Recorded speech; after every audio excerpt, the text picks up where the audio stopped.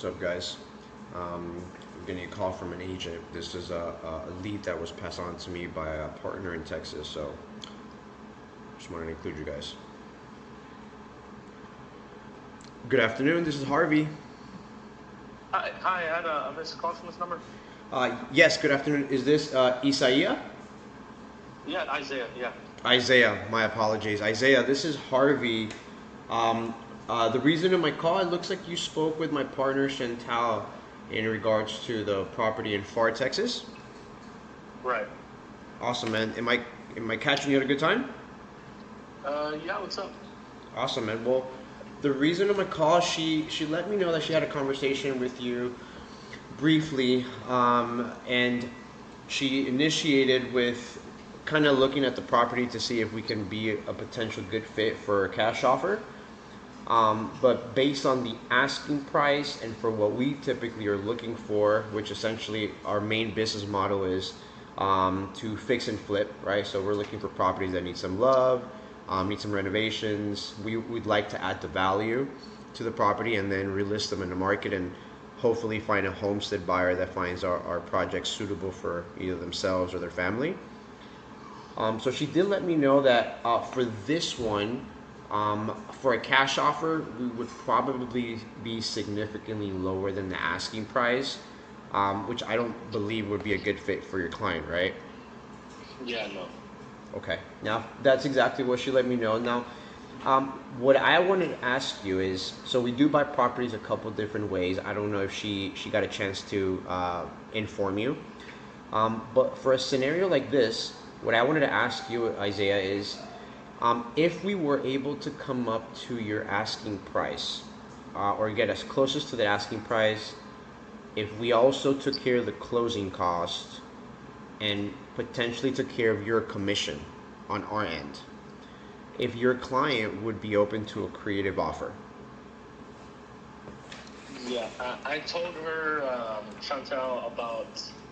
Well, the creative offer. I think it's a subject to, right? So I wouldn't know. I would like, in order for us to determine if it would be a subject to, we would have to determine if there's a loan in place. Is there still a loan in place? Yes. Okay. Um, then in this case, yeah, I mean, if there's still a loan in place, we'd be looking at taking over the monthly payments on the existing loan. My question would be, do you kind of know what the loan balance is to kind of determine how much equity does your client have, or how much at least they're wanting to walk away net in their pocket? I think it's somewhere from 70 to 90. 70 to 90? Yeah, earlier I told Chantal 80, 70 to 80, but I think now I'm remembering it might be like 85 to 90. I can't remember. Somewhere from 70 to 90. I Okay. don't have the exact number. No worries, and we don't have to go to we're probably not gonna get concrete numbers on this call, but I like to definitely understand if there was a loan in place, right? Because if there wasn't, then if it was free and clear, it wouldn't necessarily be subject to. It would actually be a owner financing, right?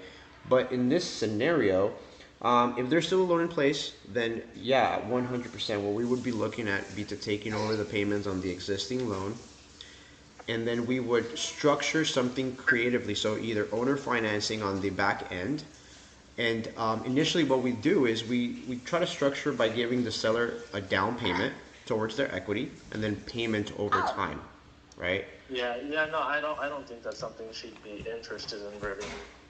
Okay. Have you presented any offers like this to your client? No, but I know that she just wants to sell the house, and she's getting a new one. I think she might have already gone into a new one with her. She's getting married, so You said she's got married right now? she's getting married soon, so she's engaged right now, I guess. And I guess she's moving into her guy's place. So she said she hasn't been living there for a while, but I don't think she's interested in that. I think she just wants to sell it, and that's it. Okay, no, for sure, man. Typically, that's gonna be anytime we've bought a property creatively. I know that the seller's intentions are always plan A is to sell it outright. Now, I don't see that the property has been listed too long, right? I just put it up last night. Oh man, yeah, for sure. So I'm assuming you guys had any offers recently? Recently, I just put it up last night, so we haven't even. She doesn't want to start showing until tomorrow. So we already have, I think, 4 showings scheduled for tomorrow. Love it, man. Awesome. For sure. Well, I didn't look how recent the property was listed. If anything, I love It that. had been listed before, about a month or two, or no, probably about 2 or 3 months ago. Now, but the only reason I took it off was because she had like one of her dad's friends or something that was going to buy the place. But then I guess, fell through, and she asked me if I could relist it. So there's nothing that was wrong with the house or anything. And now, honestly, I'm not expecting it to last more than maybe like 2 or 3 weeks on the market. So. Awesome. So when you listed it previously, what was kind of the feedback that you had? I mean, it was just that the seller was a little harder to work with at the time. But now, like, she didn't want to step out of the house during showings.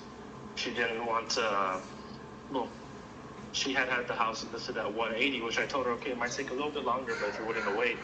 Then after her first showing, she said, no, it's not going to sell within like a month. It's going to take a long time. So she was kind of being like more difficult on her end.